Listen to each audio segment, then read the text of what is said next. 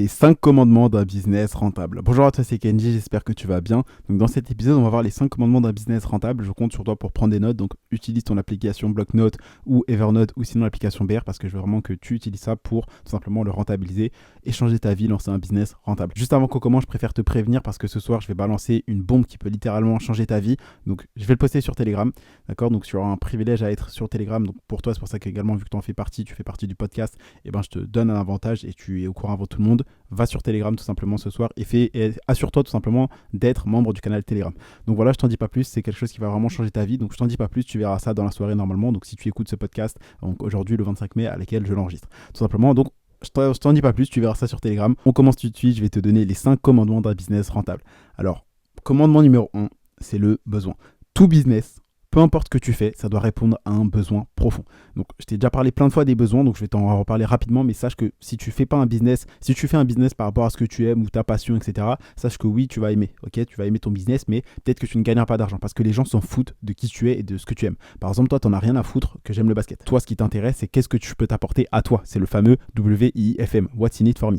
Et donc, ce qui t'intéresse, toi, c'est ce que je peux t'apporter moi en termes de connaissances marketing, de productivité, de business, de comment faire plus de ventes, de comment attirer une audience, de comment faire des bonnes publicités, de comment investir, etc., etc. C'est ce qui t'intéresse, tu vois. Et donc, ce qu'il faut que tu fasses, toi, c'est que tu cherches à créer un business qui répond à un besoin. Donc, j'ai déjà parlé plein de fois des business à lancer, donc l'e-commerce ou la création de contenu. Et donc, toi, dans ton business, tu dois vraiment répondre à un besoin profond, tout simplement. Donc, ça, je t'en ai déjà parlé, donc je vais avancer rapidement dessus. Mais tu dois faire en sorte que tes clients, tes prospects se sentent mieux. Tu dois les aider à résoudre un problème. Tu dois faire en sorte qu'ils aient une meilleure apparence, qu'ils se sentent mieux dans leur basket. Tu dois également leur donner la sécurité, tout simplement, le logement, la santé, boire, manger. Tu dois en fait tout simplement répondre à ces besoins. Donc, ça, c'est les différents besoins que je t'explique. Tu as également, tu dois surtout leur faire déclencher une émotion positive, d'accord? Donc c'est-à-dire de l'amour, de la joie, du rire, de la confiance en soi, de l'inspiration, ça je t'en ai parlé hier, et tu dois surtout satisfaire leur appétit. Je t'en ai parlé hier, donc que ça soit leur appétit primaire, comme par exemple s'alimenter, ou le plus osé, par exemple sexuel, par exemple, peu importe ce que tu fais, ce que tu vends, cherche à faire en sorte que ça comble tous les besoins humains. Par exemple, si toi tu es coach dans le fait d'arrêter de fumer,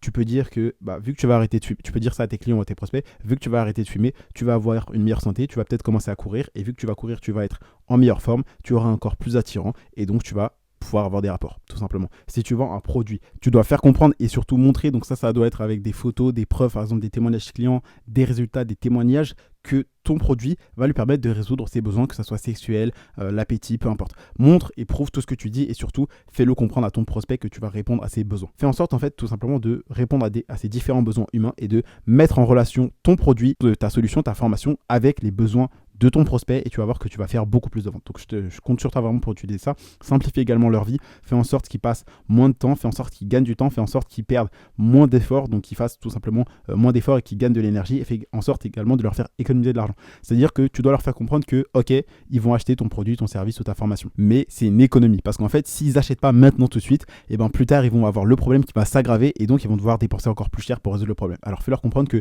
acheter ton produit, ton service ou ta formation aujourd'hui, c'est tout simplement économiser de l'argent et résoudre leurs problèmes, tout simplement. On passe au numéro 2, donc le premier, je te rappelle, c'est résoudre un besoin, le commandement du besoin, tout simplement. Le numéro 2, c'est tout simplement le commandement de l'entrée. En fait, il faut que tu saches que dans ton business, s'il y a une barrière à l'entrée qui est trop faible, ça veut dire que tout le monde peut rentrer dedans. Et donc, s'il y a une barrière à l'entrée trop faible, donc que tout le monde peut faire le même business que toi, sache qu'il faut que tu combles ça, donc tu combles une entrée trop facile par tout simplement le fait d'être exceptionnel ou différent. Je t'explique. Pour lancer un business, en vrai, ça doit passer par un processus, par de longues étapes, etc. Tu vois, ça doit passer vraiment par du travail. Donc tout simplement, ça veut dire que si n'importe quel mec qui vient et qui là par exemple paye 20 € par mois un abonnement Platinum, comme par exemple tu vois dans les MLM, et c'est d'ailleurs pour ça que je te dis que les MLM c'est pas du tout un business, en plus de ça c'est une arnaque, et donc si tu fais du MLM, arrête immédiatement parce que n'importe qui peut dupliquer, copier ton business, ok? Donc il faut que tu comprennes que un business ça doit passer par un processus, d'accord? Si n'importe quel mec qui paye 25 € peut copier ton business en un claquement de doigts, ton business est voué à s'écrouler si tu ne te différencies pas ou si tu n'es pas exceptionnel. Donc même si par exemple toi tu choisis un business où il y a très peu de barrières à l'entrée, c'est-à-dire qu'il y a beaucoup de concurrence, il y a beaucoup de personnes qui peuvent rentrer dans ce business-là, différencie-toi tout simplement et sois exceptionnel. Fais une offre différente, fais un marketing différent, trouve un positionnement différent. Donc c'est-à-dire, par exemple, il y a plein de coachs que tu vois un peu sur YouTube et des mecs qui font des vidéos sur le sport, mais ils font tous la même chose. On va pas se le mentir, ils font presque tous la même chose. Perdre le gras du ventre, avoir des abdos, gagner du muscle, gagner des triceps, etc. Mais t'as personne qui vraiment se spécialise et se positionne. C'est-à-dire que t'as personne qui va dire, ok, moi je vais coacher par exemple les femmes de 45 à 55 ans pour qu'elles pour qu'elle soit plus en forme, tout simplement, pour se raffermir. Je vais coacher par exemple les cadres qui sont entre 25 et 45 ans pour qu'ils soient plus dynamiques au travail et du coup plus productifs et également qu'ils aient de meilleures performances physiques et sexuelles, tu vois. Il n'y a personne qui vraiment cible une audience. Il n'y a personne qui cible une petite catégorie de clients ou qui cible un certain besoin dans une thématique. Et donc ça, c'est grave. Et donc sache également qu'il y a 3 thématiques, d'accord, puisque là, je suis en train de t'en parler. Il y a 3 grandes thématiques dans tout ce que tu verras dans le business. Il y a la santé, il y a les relations et il y a l'argent, tout simplement. Et sache que dans les 3 thématiques, il y a ces mêmes besoins, d'accord? Et donc toi, ce que tu dois faire, c'est répondre à ces besoins. C'est que tu arrives à te différencier parce que si tous tes concurrents peuvent copier ton business en un claquement de doigts, en 2 minutes ou juste en payant 20 € un petit truc, un abonnement ou n'importe quoi, bah c'est fini pour toi, ok? Donc il faut savoir te différencier, savoir trouver un positionnement différent, un angle marketing différent, parler à ta clientèle et bâtir vraiment une relation de confiance avec eux, vraiment aller plus loin que les autres, tout simplement. Si en fait tout le monde peut te copier, tu dois être différent. Aussi simple que ça. Donc n'aie pas peur de la concurrence, bien évidemment, mais sache qu'il faut te différencier parce que j'aime le dire et ça je répéterai jamais assez, c'est beaucoup plus facile d'être différent que d'être le numéro 1, tout simplement. Ensuite, numéro 3, donc c'est tout simplement le contrôle. Okay, donc le contrôle, sache qu'en fait, si n'importe qui, en un claquement de doigts ou en appuyant sur 2 boutons, peut arrêter ton business, tu n'as pas le contrôle dessus. Okay, c'est-à-dire que si là par exemple tu fais du MLM ou tu fais n'importe quel autre business et que le mec dit ok bon bah on va baisser le pourcentage de rémunération de ton affiliation, ou disent ok bah on travaille plus avec toi, c'est fini pour toi. Il faut que tu aies un minimum de contrôle, d'accord? Donc que ça soit sur ton audience, que ça soit sur les produits que tu vas vendre, sur tes prix, aussi sur tes différents angles marketing. Par exemple, si tu passes que sur Facebook, c'est fini. Si Facebook décide de ne plus faire de publicité, ton business t'écroule. Ok, donc il faut que tu aies également plusieurs. En fait, c'est simple. 1, c'est le chiffre le plus dangereux. Okay, en business, 1, c'est le chiffre le plus dangereux. Avoir un client, avoir un fournisseur, avoir un canal d'acquisition, c'est le chiffre le plus dangereux. Donc, cherche à avoir plusieurs fournisseurs, cherche à avoir plusieurs clients, cherche à avoir plusieurs canaux d'acquisition. Donc, canaux d'acquisition, tout simplement. Facebook, YouTube, Instagram, TikTok, l'emailing, par exemple, la publicité à la télé, etc. Cherche à avoir plusieurs points d'impact, points où tu peux tout simplement toucher tes potentiels clients, donc tes prospects. Cherche vraiment à avoir du contrôle sur ton business. Et je vais dire ça encore plus simplement, en fait, tu as ceux qui contrôlent leur vie et tu as ceux qui subissent leur vie.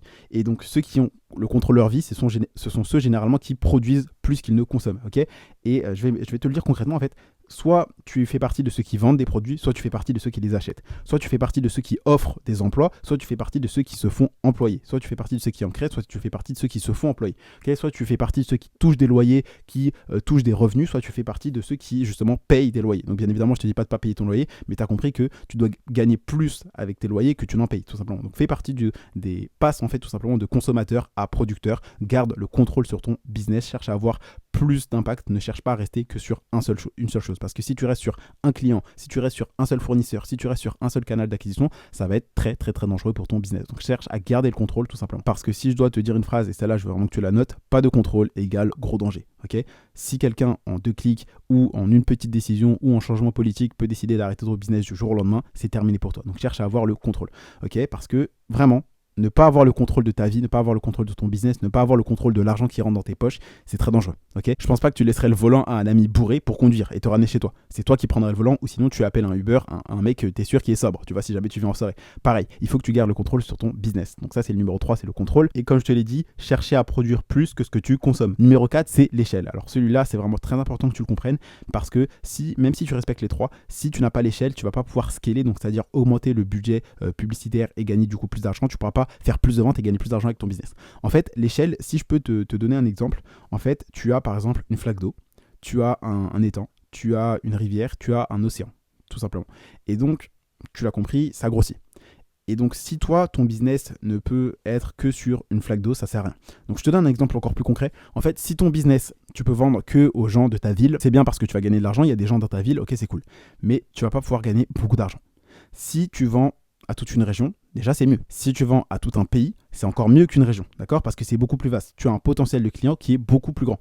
Et si tu vends à la terre entière, donc si tu as un business en ligne, tu as vraiment un potentiel infini.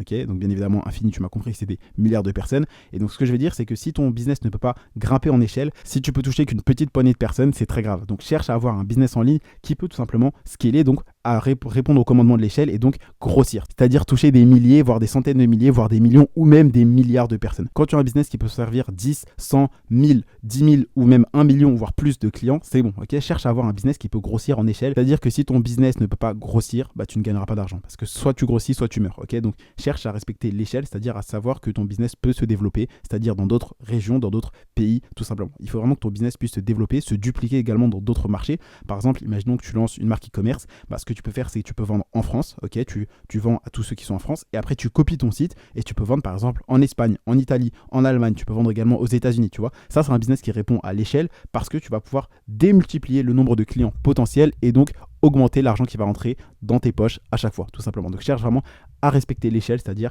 augmenter le nombre de clients potentiels que tu peux avoir, chercher à dupliquer ton business, le répliquer dans d'autres marchés. Par exemple, tu peux aussi également toucher une autre clientèle, mais cherche vraiment à respecter à ce commandement de l'échelle, c'est-à-dire de faire croître ton business, parce que si tu peux pas le faire croître, et bien ton business va mourir et donc tu retourneras bosser à ton job ou retourner au McDo tout simplement, ou sinon tu retourneras à tes études. Donc cherche également à respecter le commandement de l'échelle, comme par exemple une marque e-commerce que tu peux lancer dans plusieurs pays.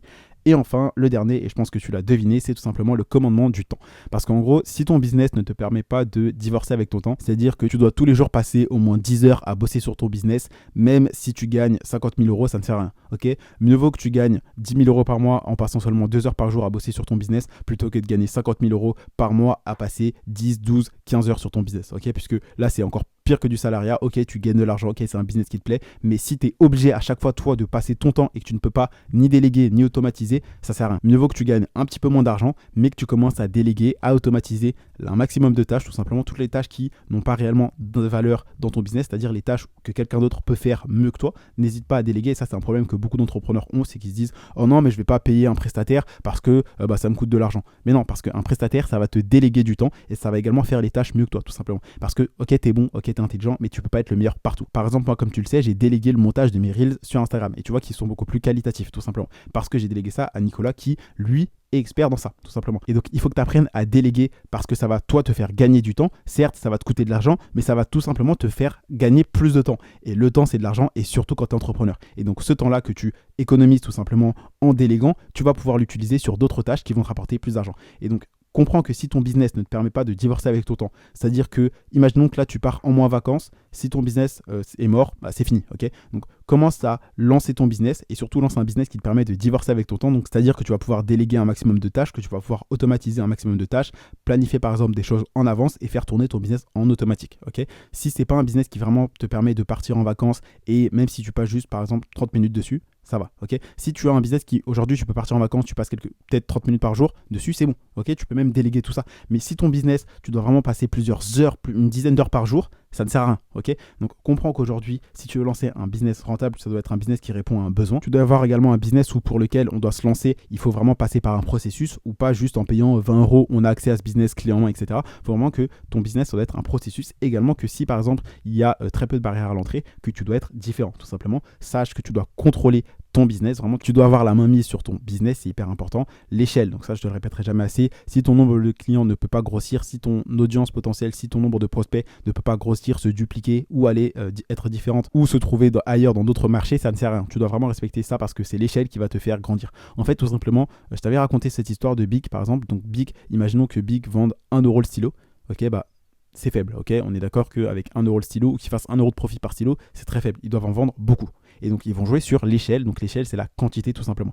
L'échelle, c'est la quantité. Et donc, quand tu peux avoir une très grosse quantité, tu peux faire beaucoup d'argent. Parce que tu augmentes soit l'échelle, donc c'est-à-dire la quantité c'est-à-dire la quantité d'unités que tu peux vendre. Donc, c'est-à-dire la quantité, par exemple, de produits que tu veux vendre, la quantité de services que tu vas vendre, la quantité de formation que tu vas vendre. Soit tu augmentes le nombre de clients, soit tu augmentes le bénéfice que tu fais par unité. Et donc, par exemple, Bic, ils peuvent faire, au lieu de 1 euro, ils peuvent faire 1,50 €. Et ils feront beaucoup plus de bénéfices.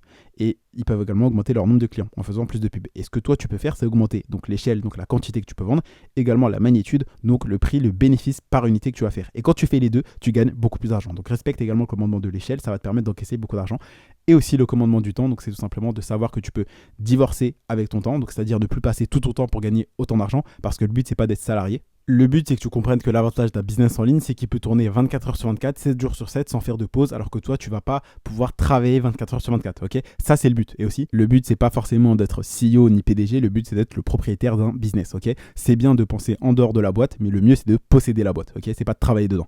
Et donc, tout simplement, quand tu trouves un business comme ça, sache que tu vas gagner beaucoup d'argent. Parce que si tu divorces avec ton temps, tu sais que tu vas passer de moins en moins de temps sur ce business. Donc, bien évidemment, au début, tu vas devoir passer du temps pour lancer ce business, pour gagner de l'argent qui ensuite va te permettre de trouver des logiciels, de trouver tout simplement des prestataires, de déléguer, d'embaucher une équipe, d'automatiser. Et ensuite, tu passeras de moins en moins de temps sur ce business et ça va te faire gagner beaucoup plus d'argent. Parce qu'au début, tu passes beaucoup de temps, tu gagnes très peu d'argent. Plus tu vas passer de temps, plus tu vas te former, plus tu vas avoir de compétences dans ce business, plus tu vas pouvoir gagner d'argent et donc déléguer. Et donc, tu vas voir que tu vas passer de moins en moins de temps et gagner plus d'argent. Donc, très simplement, réponds à un besoin. Trouve un business dans lequel, même s'il y a très peu de barrières à l'entrée, tu peux te différencier rapidement, facilement en ayant un positionnement, un marketing, une offre différente.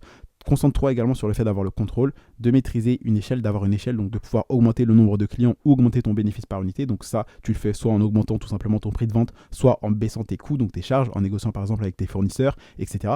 Et cherche à divorcer avec ton temps. Et je te dis clairement, ce genre de business, pour moi, le meilleur exemple que je peux te donner de business comme ça, c'est l'e-commerce, tout simplement. Et l'e-commerce, c'est vraiment un très très bon business parce que ça répond tout simplement à tous ces commandements. Et c'est d'ailleurs ce premier business-là que j'ai lancé et qui, moi, m'a permis de devenir libre financièrement. Donc, si tu cherches un business, je pense que tu devrais te lancer dans l'e-commerce parce que c'est vraiment, vraiment un très, très, très, très, très bon business. Donc, c'est tout pour cet épisode. Donc, comme promis, ce soir, tu vas recevoir un message qui peut complètement changer ta vie sur Telegram. Donc, sois vraiment réactif puisqu'il faut vraiment être rapide pour ce message-là. Donc, je compte sur toi. C'était tout pour cet épisode. Donc, tu as le lien du canal Telegram dans la description tout simplement. Donc, tu cliques sur le titre et tu t'assures de vraiment rejoindre le canal privé et de faire partie du canal privé et active les notifications. Je compte sur toi pour avoir appliqué tout simplement et pris des notes tout simplement sur tout ce que je t'ai dit dans ce podcast. Je compte vraiment sur toi pour les utiliser. C'était Kenzie, c'était tout pour aujourd'hui et je te dis à demain pour un prochain contenu rempli de valeur et surtout à tout à l'heure sur Telegram.